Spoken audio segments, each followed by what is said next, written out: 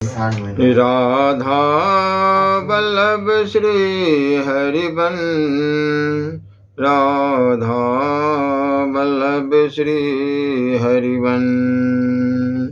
नारायणं नमस्कृत्यं नरं च नरोत्तमं देवी सरस्वती व्यासं ततो जयमुदीरये।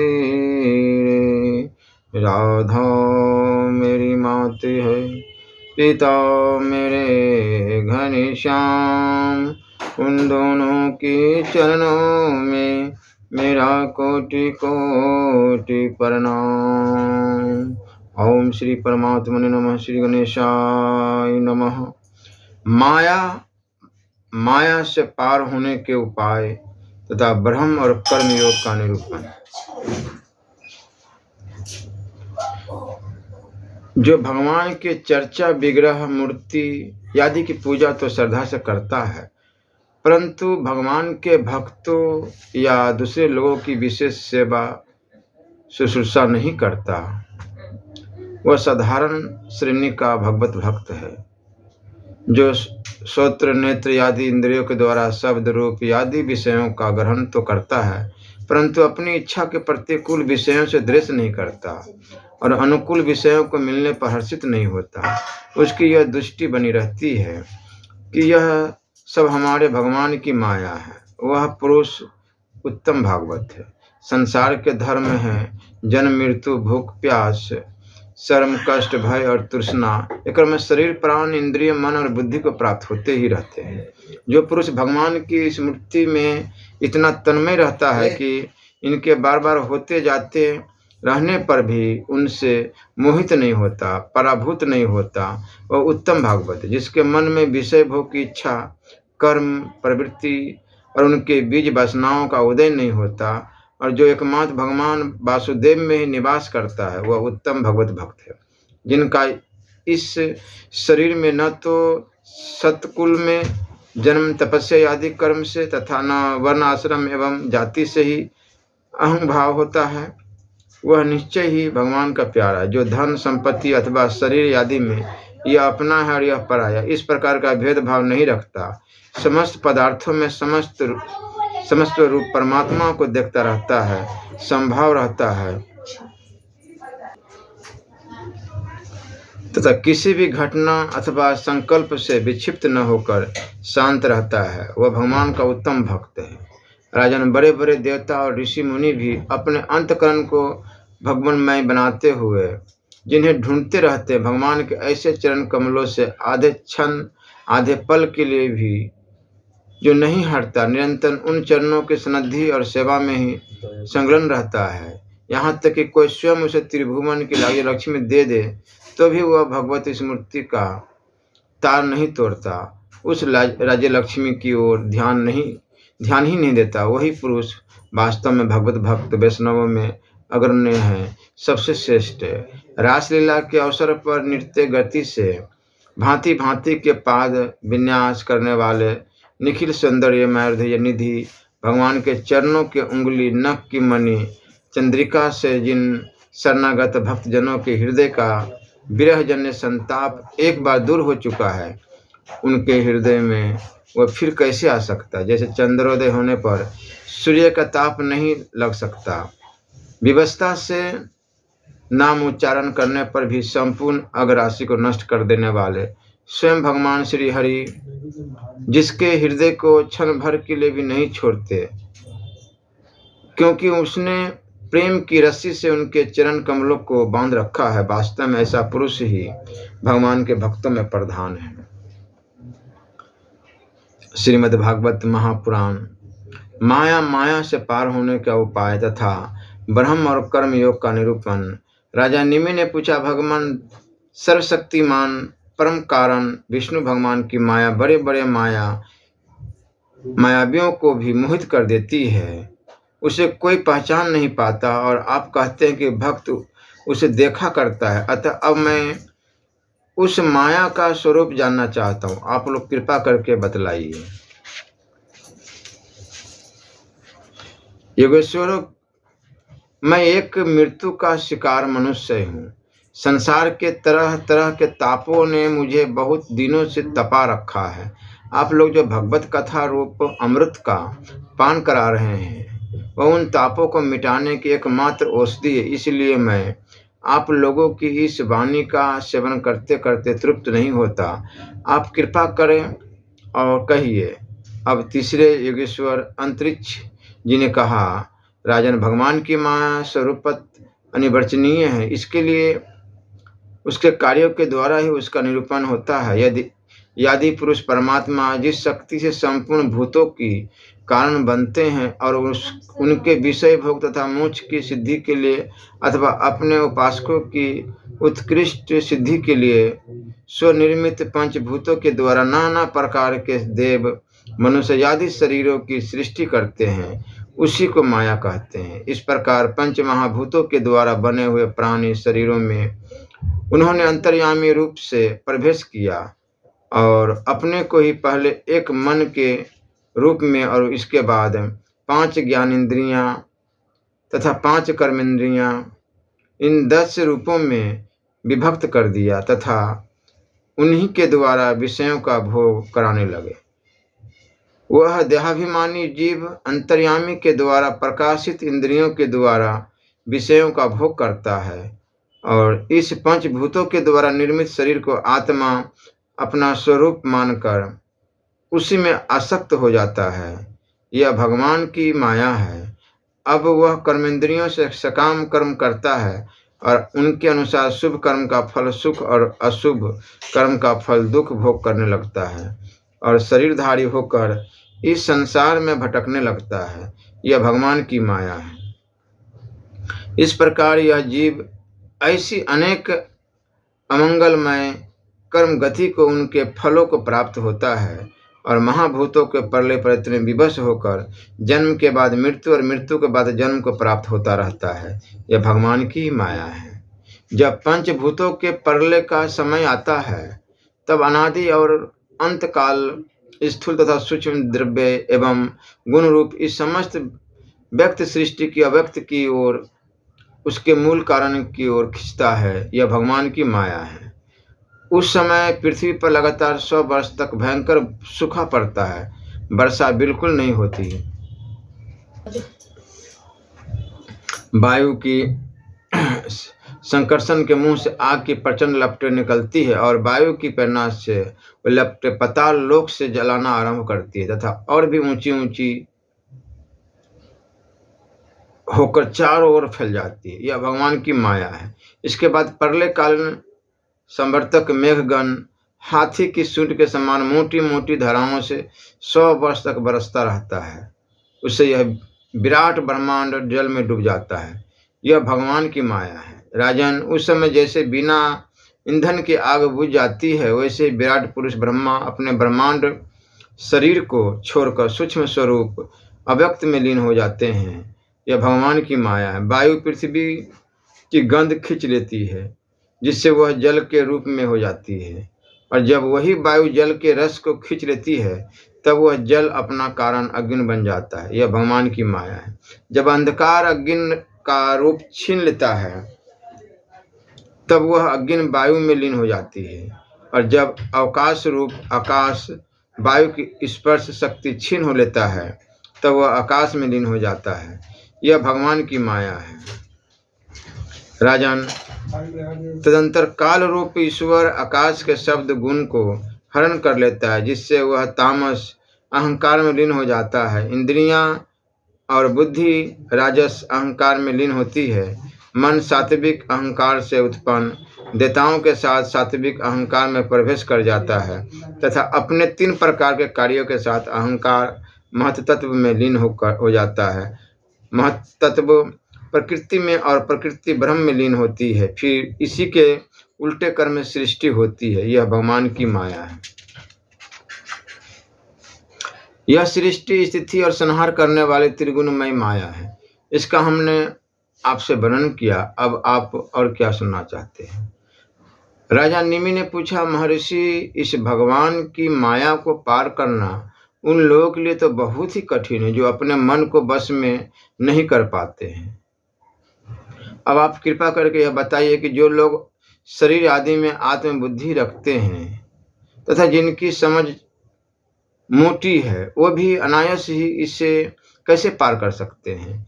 अब चौथे योगेश्वर प्रबुद्ध जी बोले, राजन, स्त्री पुरुष संबंध आदि बंधनों में बंधे हुए संसारी मनुष्य सुख की प्राप्ति और दुख की निवृत्ति के लिए बड़े बड़े कर्म करते रहते हैं। जो पुरुष माया के पार जाना चाहता है, उसको विचार करना चाहिए कि उनके कर्मों का फल किस प्रकार विपरीत होता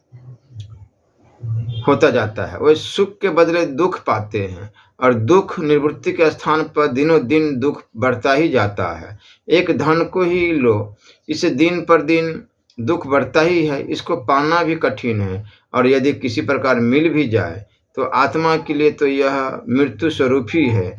जो इसकी उलझनों में पड़ जाता है वो अपने आप को भूल जाता है। इसी प्रकार घर, पुत्र, स्वजन, संबंधी, पशुजन, धन आदि भी अनित्य और नाशवान ही है। यदि कोई इन्हें जुटा भी ले तो इनसे क्या सुख शांति मिल सकती है। इसी प्रकार जो मनुष्य माया से पार जाना चाहता है, उसे यह भी समझ लेना चाहिए कि मरने के बाद प्राप्त होने वाले लोक परलोक भी ऐसे ही नाशवान है, क्योंकि इस लोक की वस्तुओं के समान वे भी कुछ सीमित कर्मों के सीमित फल मात्र है। वहाँ भी पृथ्वी के छोटे छोटे राजाओं के समान बराबर बालों से होर अथवा लाग डांट रहती है। अधिक ऐश्वर्य और सुख बालों के लिए प्रति छिंद्रावेशन तथा ईर्ष्या द्वेष का भाव रहता है। कम सुख और ऐश्वर्य वालों के प्रति घृणा रहती है, एवं कर्मों का फल पूरा हो जाने पर वहां से पतन तो होता ही है, उसका नाश निश्चित है। नाश का भय वहां भी नहीं छूट पाता। इसलिए जो परम कल्याण का जिज्ञासु हो, उसे गुरुदेव की शरण लेनी चाहिए। गुरुदेव ऐसे हो जो शब्द ब्रह्म वेदों के पारदर्शी विधान हो, जिससे वह ठीक ठीक समझ सके, और साथ ही परब्रह्म में प्रसिद्ध तत्वज्ञानी भी हो, ताकि अपने अनुभव के द्वारा प्राप्त हुई रहस्य की बातों को बता सके। उनका चित्त शांत हो, व्यवहार के प्रपंच में विशेष प्रवृत्त न हो। जिज्ञासु को चाहिए कि गुरु को ही अपना परम प्रियतम आत्मा और इष्ट देव माने, उनकी निष्कपट भाव से सेवा करे और उनके पास रहकर भागवत धर्म की भगवान को प्राप्त करने वाले भक्ति भाव के साधनों की क्रियात्मक शिक्षा ग्रहण करे। इन्हीं साधनों से सर्वात्मा एवं भक्तों को अपने आत्मा का दान करने वाले भगवान प्रसन्न होते हैं। पहले शरीर, संतान आदि में मन की अनासक्ति सीखे, फिर भगवान के भक्तों से प्रेम कैसा करना चाहिए यह सीखे। इसके पश्चात प्राणियों के प्रति यथा योग्य दया, मैत्री और विनय की निष्कपट भाव से शिक्षा ग्रहण करें।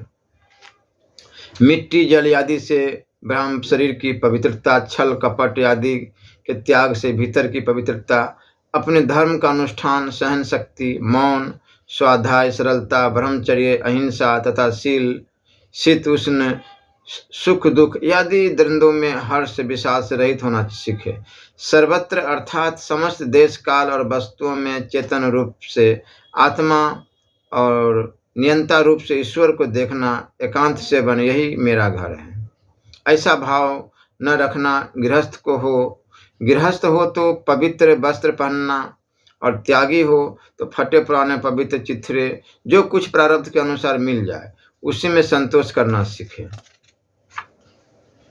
भगवान की प्राप्ति का मार्ग बतलाने वाले शास्त्रों में श्रद्धा और दूसरे किसी भी शास्त्र की निंदा न करना, प्राणायाम के द्वारा मन का, मौन के द्वारा वाणी का और वासनाहीनता के अभ्यास से कर्मों का संयम करना, सत्य बोलना, इंद्रियों को अपने अपने गोलकों में स्थिर रखना और मन को कहीं बाहर न जाने देना, यही सीखना चाहिए। राजन, भगवान की लीलाएं अद्भुत है, उनके जन्म कर्म गुण दिव्य है। उन्हीं का श्रवण कीर्तन और ध्यान करना तथा शरीर से जितने भी चेष्टाएं हो सब भगवान के लिए करना सीखें। यज्ञ, दान, तप अथवा जप, सदाचार का पालन और स्त्री, पुत्र, घर, अपना जीवन, प्राण तथा जो कुछ अपने को प्रिय लगता हो सब का सब भगवान के चरणों में निवेदन करना, उन्हें सौंप देना सीखे। जिन संत पुरुषों ने सच्चिदानंद स्वरूप भगवान श्री कृष्ण का अपने आत्मा और स्वामी के रूप में साक्षात्कार कर लिया हो, उनसे प्रेम और स्थावर जंगम दोनों प्रकार के प्राणियों की सेवा, विशेष करके मनुष्यों में भी परोपकारी सज्जनों की और उनमें भी भगवत प्रेमी संतों की करना चाहिए सीखे। भगवान के परम पावन यश के संबंध में एक दूसरे से बातचीत करना और इस प्रकार के साधकों का इकट्ठे होकर आपस में प्रेम करना, आपस में संतुष्ट रहना और प्रपंच से निवृत्त होकर आपस में ही आध्यात्मिक शांति का अनुभव करना सीखे। राजन, श्री कृष्ण राशि राशि पापों को एक क्षण में भस्म कर देते हैं। सब उन्हीं का स्मरण करें और एक दूसरे को स्मरण करावे। इस प्रकार साधन भक्ति का अनुष्ठान करते करते प्रेम भक्ति का उदय हो जाता है और वे प्रेमोद्रेक से पुलकित शरीर धारण करते हैं। उनके हृदय की बड़ी विलक्षण स्थिति होती है। कभी कभी वे इस प्रकार चिंता करने लगते हैं कि अब तक भगवान नहीं मिले, क्या करूं, कहाँ जाऊं, किसे पूछूं, कौन मुझे उनकी प्राप्ति करावे। इस तरह सोचते सोचते वे रोने लगते हैं। तो कभी भगवान की लीला की स्फूर्ति हो जाने से ऐसा देखकर कि परमेश्वरशाली भगवान गोपियों के डर से छिपे हुए हैं, खिलखिलाकर हंसने लगते। कभी कभी उनके प्रेम और दर्शन की अनुभूति से आनंद मग्न हो जाते हैं, तो कभी लोकातीत भाव में इष्ट होकर भगवान के साथ बातचीत करने लगते हैं। कभी मानो उन्हें सुना रहे हो, इस प्रकार उनके गुणों का गान छेड़ देते हैं और कभी नाच नाच कर उन्हें रिझाने लगते हैं। कभी कभी उन्हें अपने पास न पाकर इधर उधर ढूंढने लगते हैं, तो कभी कभी उनसे एक होकर उनकी संधि में इष्ट होकर परम शांति का अनुभव करते हैं और चुप हो जाते हैं। राजन, जो इस प्रकार भागवत धर्मों की शिक्षा ग्रहण करता है, उसे उनके द्वारा प्रेम भक्ति की प्राप्ति हो जाती है और वह भगवान नारायण के परायण होकर उस माया को अनायास ही पार कर जाता है, जिसके पंजे से निकलना बहुत ही कठिन है। राजा निमि ने पूछा, महर्षियों, आप लोग परमात्मा का वास्तविक स्वरूप जानने वालों में सर्वश्रेष्ठ है, इसलिए मुझे यह बतलाइए कि जिस परब्रह्म परमात्मा का नारायण नाम से वर्णन किया जाता है, उनका स्वरूप क्या है।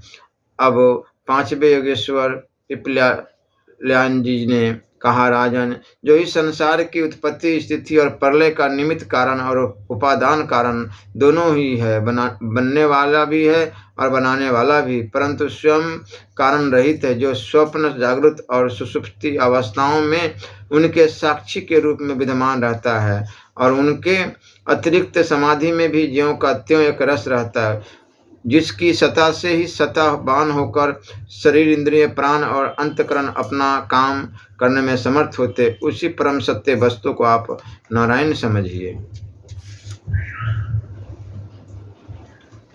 जैसे चिंगारियां न तो अग्नि को प्रकाशित ही कर सकती है और न जला ही सकती, वैसे उस परम तत्व में, आत्म स्वरूप में न तो मन की गति है और न वाणी की। नेत्र उसे देख नहीं सकते और बुद्धि सोच नहीं सकती।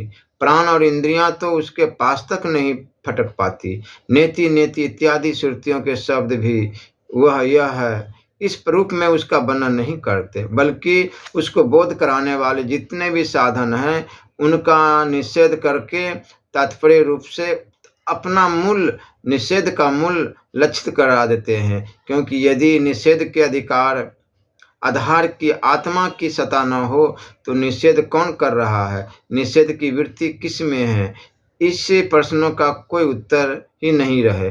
निषेध की ही सिद्धि न हो। जब सृष्टि नहीं थी तब केवल एक वही था। सृष्टि का निरूपण करने के लिए उसी को त्रिगुण सत्वरजतम मैं प्रकृति कहकर वर्णन किया गया।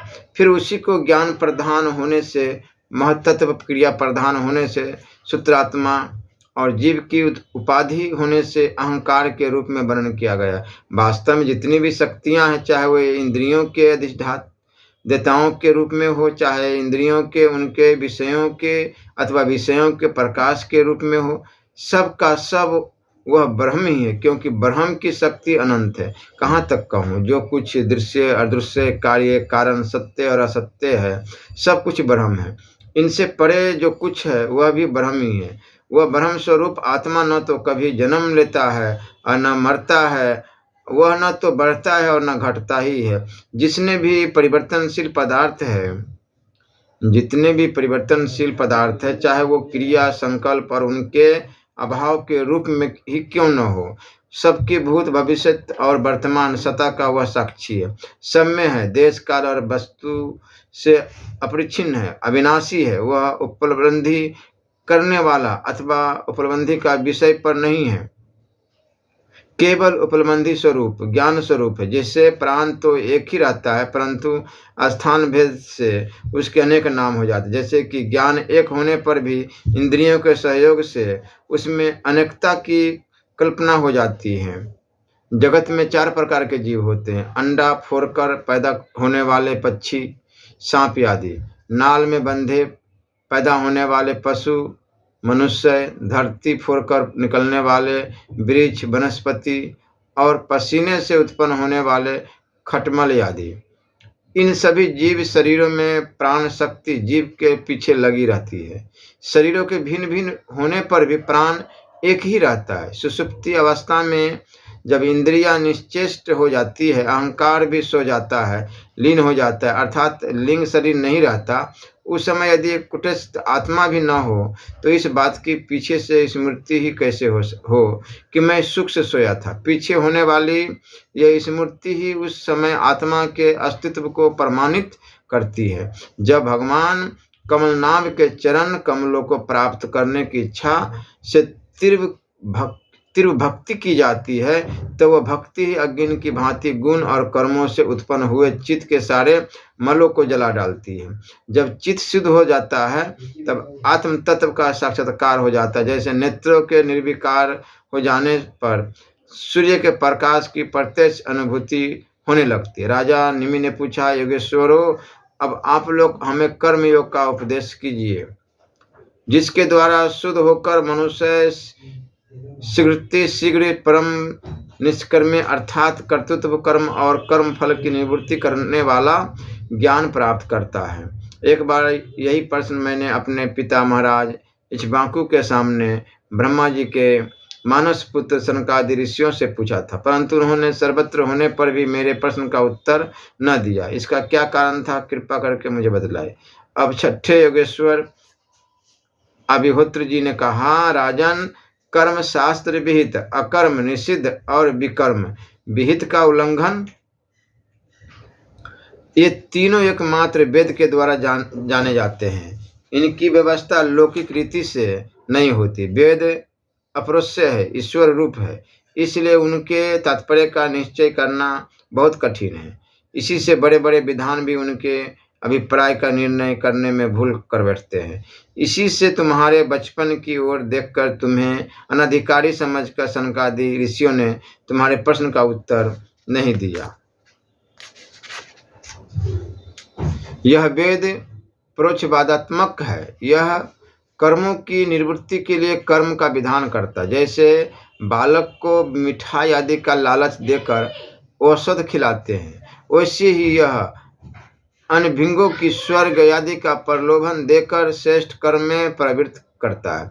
जिसका अज्ञान निवृत्त नहीं हुआ है, जिसकी इंद्रियां वश में नहीं है, वह यदि मनमाने ढंग से वेदोक्त कर्मों का परित्याग कर देता है, तो वह विहित कर्मों का आचरण न करने के कारण विकर्म रूप अधर्म ही करता रहता है। इसलिए वह मृत्यु के बाद फिर मृत्यु को प्राप्त होता है। इसलिए फल की अभिलाषा छोड़कर और विश्वात्मा भगवान को समर्पित कर दो। वेदोक्त कर्म का ही अनुष्ठान करता है, उसे कर्मों की निवृत्ति से प्राप्त होने वाली ज्ञान रूप सिद्धि मिल जाती है। जो वेदों में स्वर्गादि रूप फल का वर्णन है, उसका तात्पर्य है फल की सत्यता में नहीं है, वह तो कर्मों में रुचि उत्पन्न कराने के लिए है। राजन, जो पुरुष चाहता है कि शीघ्र से शीघ्र मेरे ब्रह्म स्वरूप आत्मा की हृदय ग्रंथि, मैं और मेरे की कल्पित गांठ खुल जाए, उसे चाहिए कि वह वैदिक और तांत्रिक दोनों ही पद्धतियों से भगवान की आराधना करें। पहले सेवा आदि के द्वारा गुरुदेव की दीक्षा प्राप्त करें, फिर उनके द्वारा अनुष्ठान की विधि सीखें। अपने को भगवान की जो मूर्ति प्रिय लगे, अभीष्ट जान पड़े, उसी के द्वारा पुरुषोत्तम भगवान की पूजा करें। पहले स्नान आदि से शरीर और संतोष आदि से अंतकरण को शुद्ध कर ले। इसके बाद भगवान की मूर्ति के सामने बैठकर प्राणायाम आदि के द्वारा भूत शुद्धि नारी शोधन करे। तत्पश्चात विधि पूर्वक मंत्र देवता आदि के न्यास से अंगरक्षा करके भगवान की पूजा करे, जिसमें शब्दार्थ कुछ और मालूम दे और तात्पर्यार्थ कुछ और हो, उसे प्रोक्षपात कहते हैं। पहले पुष्प आदि पदार्थों का जंतु आदि निकालकर पृथ्वी को सम्मार्जन आदि से अपने को अव्यंग होकर और भगवान की मूर्ति को पहले की ही पूजा के लगे हुए पदार्थों के छालन कर आदि से पूजा के योग्य बनाकर, फिर आसन पर मंत्रोच्चारण पूर्वक जल छिड़क कर पाद अर्घ्य आदि पात्रों को स्थापित करें। तदंतर एकाग्रचित होकर हृदय में भगवान का ध्यान करके फिर उससे सामने की श्री मूर्ति में चिंतन करे। तदंतर हृदय शीर शिखाय हृदयाय नमः शीर से स्वाहा इत्यादि मंत्रों से न्यास करे और अपने इष्ट देव के मूल मंत्र के द्वारा देश काल आदि के अनुकूल प्राप्त पूजा सामग्री से प्रतिमा आदि में अथवा हृदय में भगवान की पूजा करें। अपने अपने उपास्य देव के विग्रह की हृदय आदि अंग आयुधादि उपांग और पार्षदों सहित उसके मूल मंत्र द्वारा पाद अर्घ्य आचमन मधुपर्क स्नान वस्त्र आभूषण गंध पुष्प दधि अक्षत तिलक माला धूप दीप और निवेद्य आदि से विधिवत पूजा कर तथा फिर स्तोत्रों द्वारा स्तुति करके सपरिवार भगवान श्री हरि को नमस्कार करें। अपने आप को भगवानमय ध्यान करते हुए ही भगवान की मूर्ति का पूजन करना चाहिए। निर्माल्य को अपने सिर पर रखें और आदर के साथ भगवत विग्रह को यथास्थान स्थापित कर पूजा समाप्त करनी चाहिए। इस प्रकार जो पुरुष अग्नि सूर्य जल अतिथि और अपने हृदय में आत्म रूप से हरि की पूजा करता है, वह शीघ्र ही मुक्त हो जाता है। इसलिए हर समय हरि शरणम हरि शरणम हरि शरणम। श्री राधा वल्लभ लाल की जय।